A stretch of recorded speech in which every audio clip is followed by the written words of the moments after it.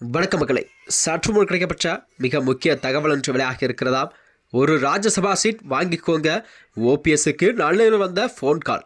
திமுக கொடுத்த ஒரு mega offer என்ன? அதிர்ச்சியில் மாறும் அரசியல் களம் என்ன?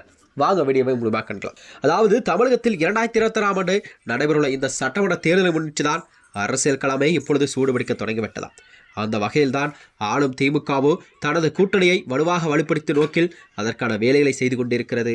அதற்கு மறையத்தான் எதிர்க்கட்சித் தலைவரும் எடப்பாடியாரும் கூட தனது கூட்டணியை பலப்படுத்தும் வகையில் அதற்கான வேலைகளை செய்து கொண்டிருக்கிறாராம். அதிமுகவிலிருந்து நீக்கப்பட்டு தற்போது தனித்து செயல்பட்டு வரும் முன்னாள் முதலமைச்சர் ஓ பன்னீர்செல்வத்துக்கு கூட்டணி அழைப்புகள் விடுத்ததாக தகவல் வெளியாகி இருக்கிறதா. அதாவது திமுகவின் மூத்த நிர்வாகி ஒருவர் ஓபிஎஸ்ஐ தொடர்பு கொண்டு புதிய கட்சியை தொடங்கிய அல்லது நேரடியாகவே திமுகவுடன் இணைந்து செயல்படுமாறு ஆஃபரை கொடுத்திருப்பது அரசியல் வட்டாரத்திலே ஒரு பெரும் பரபரப்பெல்லாம் கிளப்பிக் கொண்டிருக்கிறது. இந்த கூட்டணி என்பது முன்னெடுப்பு குறித்த திமுக தலைமையோ தென் மாவட்டத்தைச் சேர்ந்த ஒரு முக்கிய அமைச்சர் ஒருவருடன் கலந்தாலோசனை நடத்தியதாக கூறப்படுகிறது.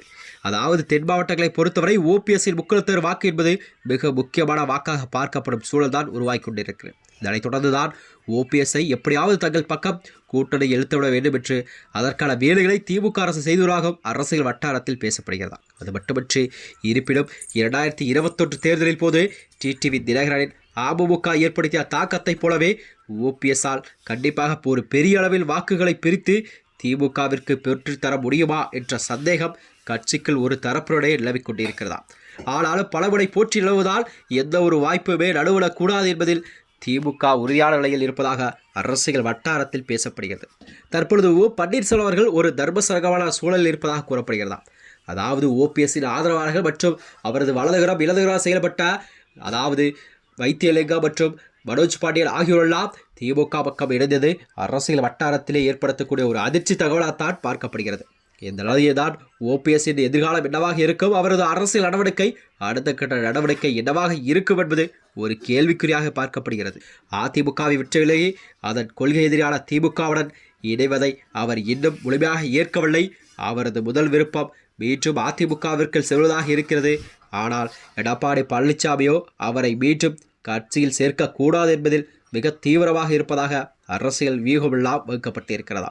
ஓபிஎஸ்ஸின் இந்த அரசியல் எதிர்காலம் கேள்விக்குறியாகியுள்ளதா. இதனால் திமுகவின் அழைப்பை ஏற்பதா அல்லது தனித்து முடிவெடுப்பதா என்பதில் அவர் ஒரு மௌனம் காத்து வருவதாக கூறப்படுகிறது. இந்த நிலையில்தான் மறுபுறமோ திமுக கூட்டணி பேச்சுவார்த்தை வேகப்படுத்தியுள்ளதாம். தேமுதிகவிற்கு 7 சட்டசபை தொகுதிகள் மற்றும் ஒரு ராஜ்யசபா எம்பி பதவி வழங்க முன்வந்துள்ளதாக தகவல் தெரிவிக்கிறதா. இதே போலதான் வரும் தேர்தலில் திமுக 170 தொகுதியில் நேரடியாக போட்டியிட திட்டமிட்டுள்ளது.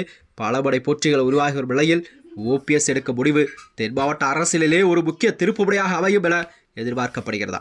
இறுதி முடிவு ஓபிஎஸ்ஸின் கையில் தான் உள்ள நிலையில் அவர் எந்த நிலைப்பாட்டை எடுப்பார் என்பது ஒட்டுமொத்த தமிழகமே அதை உற்று பார்க்கிறதா.